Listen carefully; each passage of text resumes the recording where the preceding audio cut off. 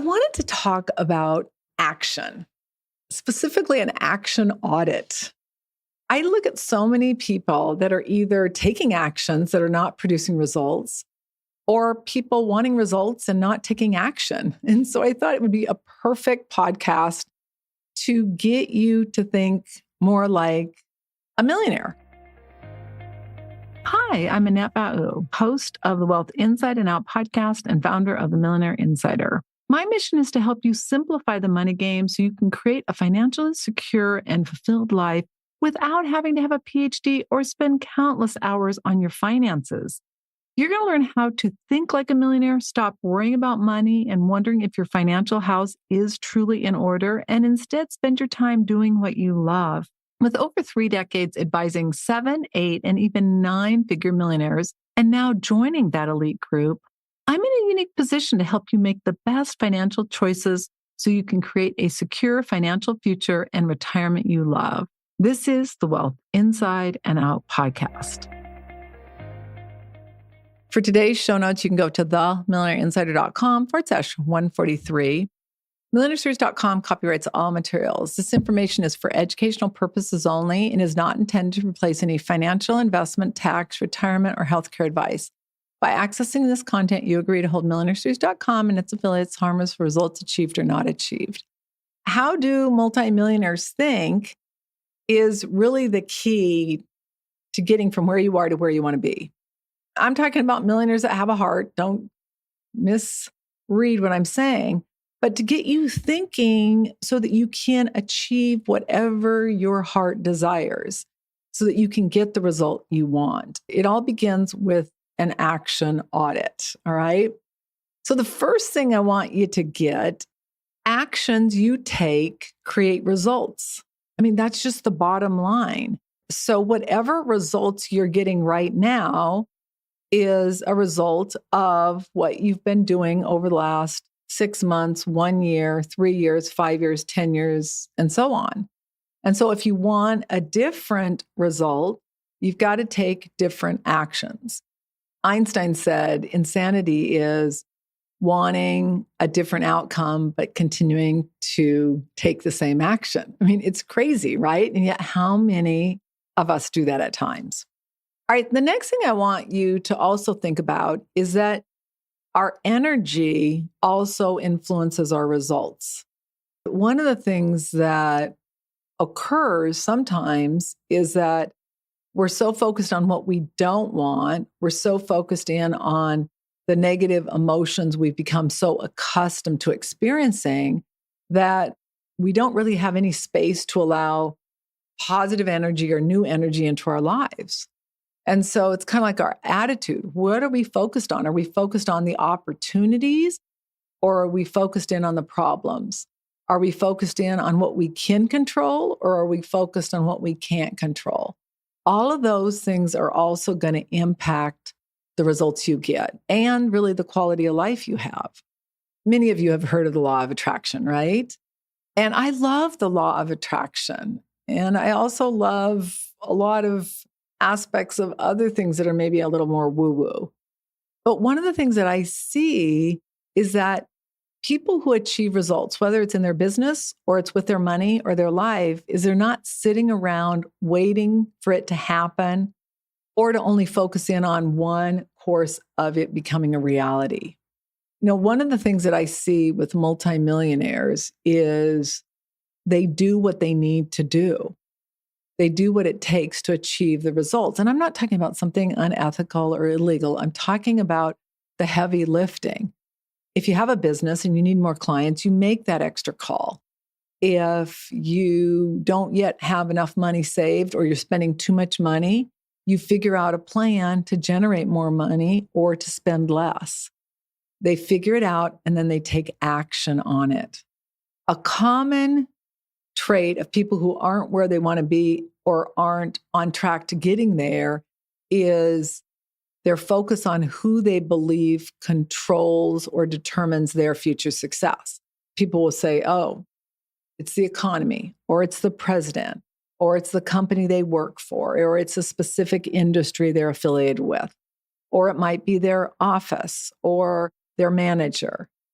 the reality of it is we are the ones that determine our success, regardless of what's happening out there. Now, I understand if you're fairly new in business or you haven't been doing this a long time or you have made money, say for the last 5 years, and now you're not, it's easy to say, well, it's the economy or it's the president or this. But what I want you to get really clear on is that when your focus is on the right goal of what you want to achieve and you've got a plan that's flexible and you are adjusting depending on what's going on, you can make money regardless of what's going on. I mean, that's really the bottom line.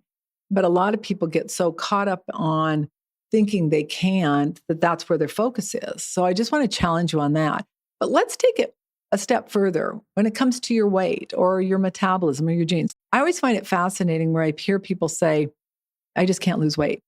Trust me, I was raised where my mom would always call me, well, you're just large boned. Well, if you look at me, I am not large boned, but my sister was so thin and I was always been a little bigger.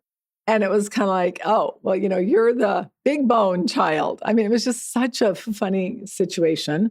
But the reality of it is I always see people come to me because I am now, I mean, I'm in better shape and I feel better than I felt my entire life. And I weigh less than I have most of my life. They'll say, oh my gosh, they don't ever say, I wish I could be as healthy as you are. They say, I wish I could be as thin as you. Some people say, I wish I had as much muscle tone as you. I'm like, yeah, most people do. They just don't want to do the work that get there, right? But then this is the funny thing. A friend of mine, years ago, we decided to room together. She was sharing with me that her weight gain had caused problems in her marriage. And she had gained like 75 pounds. She had gained a lot of weight. She said, I'm doing everything and I don't know what to do. And I was like, oh, that's just terrible. And we decided to room together. And so I was around her for literally like 4 or 5 days. It was so fascinating to observe. We were at dinner and I said, I'm going to work out tomorrow. Does anyone want to work out? And she said, oh my gosh, what a great idea. I was wondering if I should bring my workout clothes and my tennis shoes. Now, okay, I just want to encourage you to just walk with me through this, okay? And this is not to make you feel bad or have any judgment. But I'm thinking, she said to me, I'm doing everything and I just can't seem to lose weight. So right away, I'm thinking, okay, well, then one thing would be wherever you go, you bring workout clothes and tennis shoes. Like, I don't care where I go. If I go anywhere, I've got workout clothes and I've got either my hiking shoes and or my tennis shoes or both.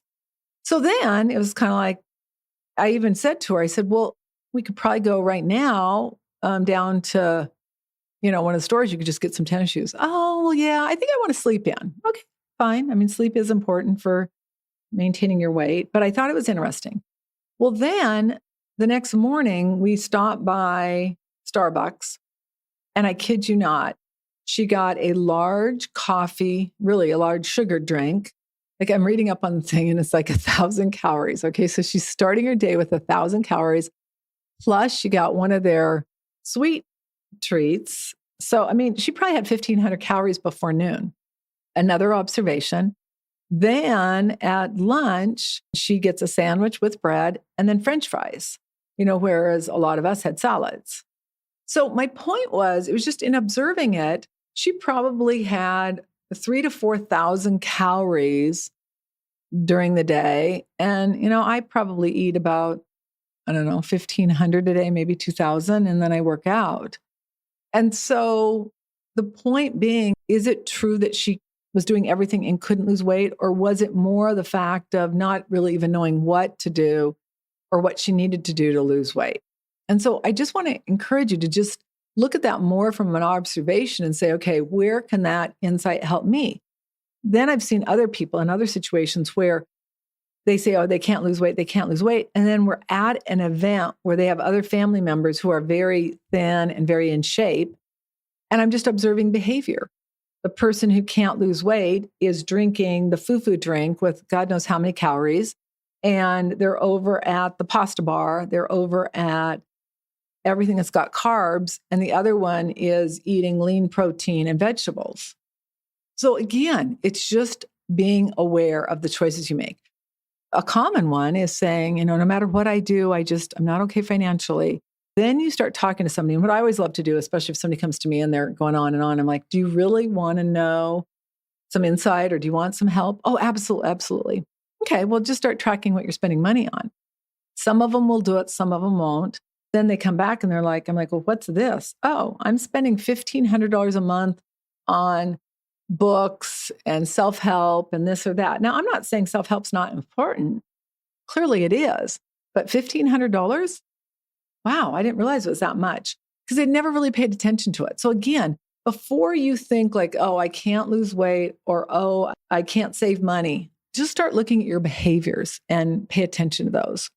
Now, other ones will share that, say, for instance, in their marriage, the happiness of their marriage is dependent on their partner or their kids, or maybe even their happiness is dependent on their neighbors.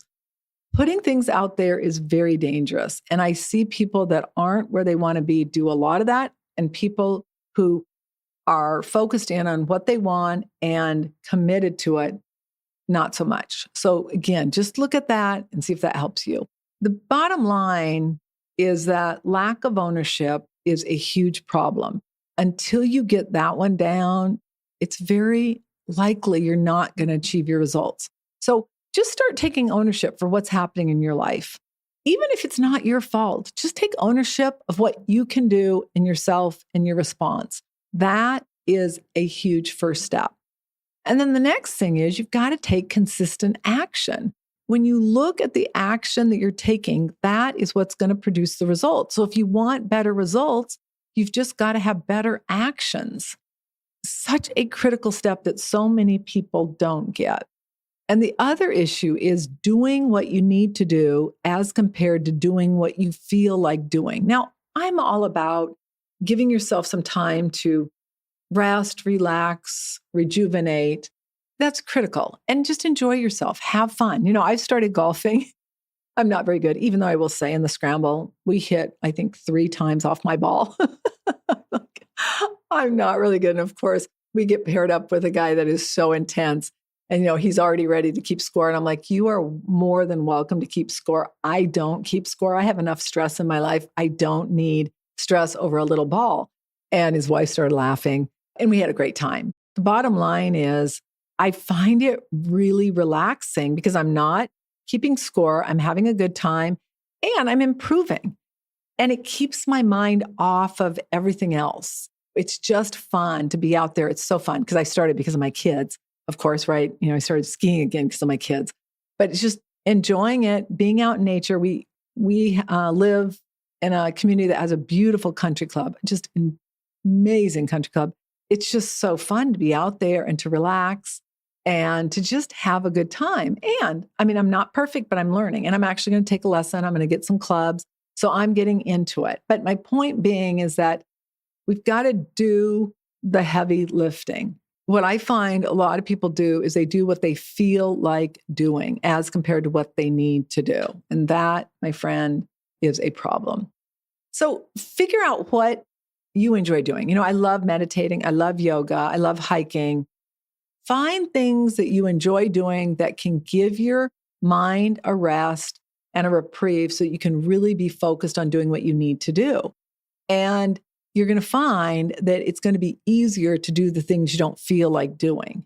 When we don't have enough rejuvenation time or enough connection or whatever it may be, that's oftentimes when we avoid doing things we need to do because of how we feel. All right, the next thing I want to talk about is the Pareto principle. Many of you know what this is. It states that for many outcomes, about 20% of your action is going to produce 80% of your results. They did a study on pea pods, and 20% of the pea pods produced 80% of the crop.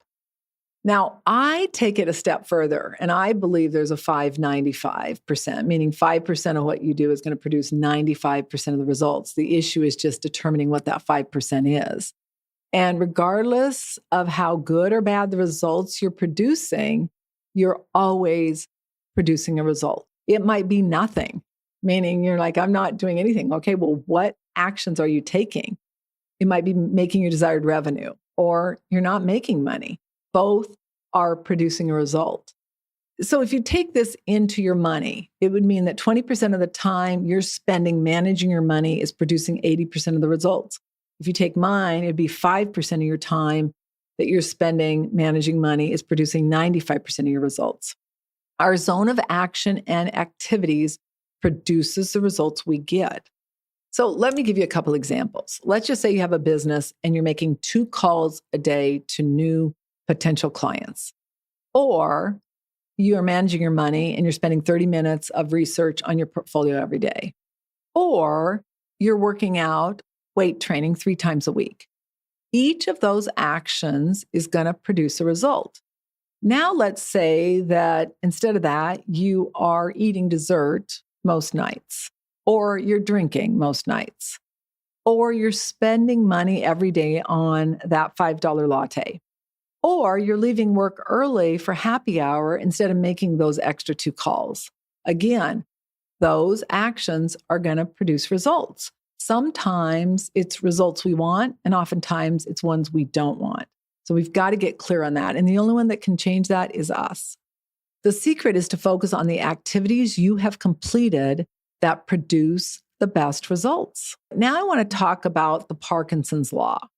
They did a study, and what they found was that work expands to fill the time available to complete it. So if you give yourself a week to complete a task that you could realistically get done in a day, you're likely to take the full week to do it.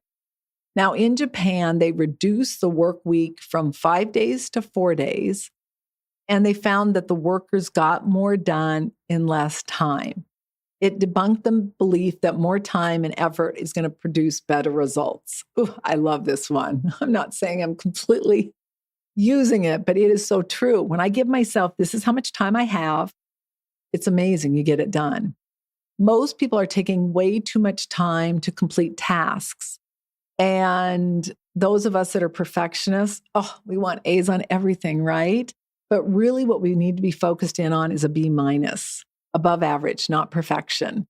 And I know it's hard. In fact, I always listen to my podcast before it goes live, really because it's so technical and I just want to make sure I have everything spot on. But I'm trying to get better at saying, okay, and just leaving that in there and saying, okay, that's how I talk. I don't always have perfect grammar. I don't have perfect English. If it's obviously incorrect information, I want that corrected. Again, it's just one of those things that we give ourselves 30 minutes or 40 minutes to do something. It's amazing. We end up getting it done. So one of the questions that people often ask is, what if I don't know how much time it's going to take?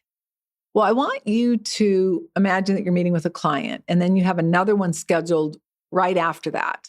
You're going to keep that meeting to 1 hour, right? If you have that allotted. It could take you a day, say, for instance, to write a blog. But what if you could write it in 30 to 9 minutes because that's all you have? You want to factor in time to focus, as well as the fact that you're going to have interruptions and preparation. But focus in that the goal is excellence, not perfection. And just give yourself a certain amount of time, and that's what you have. It's amazing how that works. I mean, we all know we've got a paper due the next day. We're in college. We've got a paper due the next day, and we haven't done it. We've waited until the last minute. We know it has to be into the professor by 8 a.m. Somehow we get it done, right? Same thing in our lives. Let's look at high-value activities, low-value activities, and non-value activities. And I want you to take an audit of your results. And I want you to look at how much time is spent in each area, including your income-producing activities, which are HVAs. So high-value activities, HVAs, low-value activities, LVAs, and then NVAs are non-value activities. So in our work with tens of thousands of advisors and entrepreneurs, we have found that the most effective strategy for goal setting is to write out your goal and then identify the daily actions you need to complete in order to achieve your goal. Now, we refer to these as high-value activities, HVAs. The ultimate goal is to hardwire those HVAs so they become habits. So let's just say, for instance, it's your money. And it's number one is that you have enough money to save, so you're not overspending. And the other one is that you're investing enough money. So one of your high-value activities would be to save 20% from every paycheck. That would be something that you do twice a month. Let's say you get paid twice a month religiously, regardless of how you feel. And then the other one would be that you're spending X amount of time investing money. Or if you have an advisor, you're working with them and making sure that they do their job. The goal, as I mentioned, is you want to create new neural pathways so that they are hardwired into your brain. Let's say it's your weight. One of the things you're going to do is work out every day. You're going to do something. So figure out what it is. Maybe it's weight training 3 or 4 times a week. You're going to earmark that. And now that's going to become a high value activity towards your weight goal and your health goal.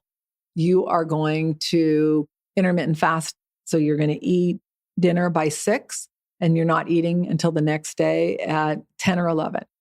Again, you got to determine what works for you, but you got to get really clear on what are those high value activities as compared to low value activities. Most people spend way too much time on low value activities or non-value. Low value activities should be delegated. Non-value activities should be eliminated. So you got to be really clear on that. Now let's talk about rest and relaxation and having fun. In moderation, it's a high value activity. Some people do it so much that it's really a non-value activity. Instead of doing what they need to do, they're doing things that really are not moving the needle in the direction they want to go. So you got to be really clear on that. Delegate those low value and eliminate the non-value. So let's look at this for 1 second. Most people are focused in on the completion of actions, right? Like getting things done. I encourage you or challenge you to focus in on completing actions and then measuring and managing results. That is what's going to give you the insight you need. And then what you got to do is change the actions you need until you're getting the results you desire. You've got to determine if your results are winning or they're failing. Are they getting you where you want to go or not? Let's talk about business for 1 minute. How many offers did you make that got you results? And what results did you get? I took this action and it produced this result. Now, I don't care what it is. I took this action. I started weight training and I increased my body mass by this. I reduced my fat by that. Okay, you got a result. Is that what you want? No, I want more. Okay, now maybe you need to start looking at your diet. The point being is focusing in on what you're doing and what it's producing. You need to take action so you can measure your results. You know, so many people say, I'm working hard and not achieving my desired results. What actions are you taking and what is it producing? You can't determine what to change until you act and measure your results. Oh, my friends, this is so critical.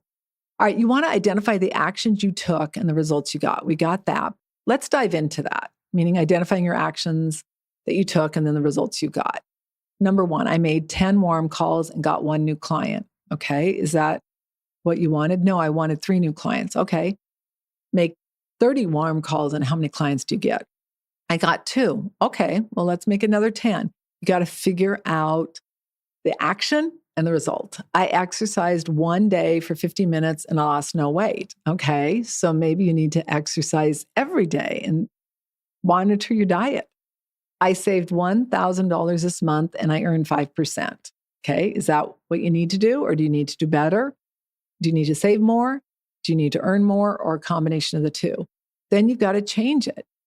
You want 2 new clients, so you increase your warm calls to 20 a day. You want to lose 5 pounds, so you exercise 4 days a week. You want to earn more money, so you increase your savings to $2,000 a month. The point being is you've got to look at what you're doing and the results it's producing and then determine, is there a gap? Do you need to do more of it? Are you doing enough of it or too much? All right, the process to increase results.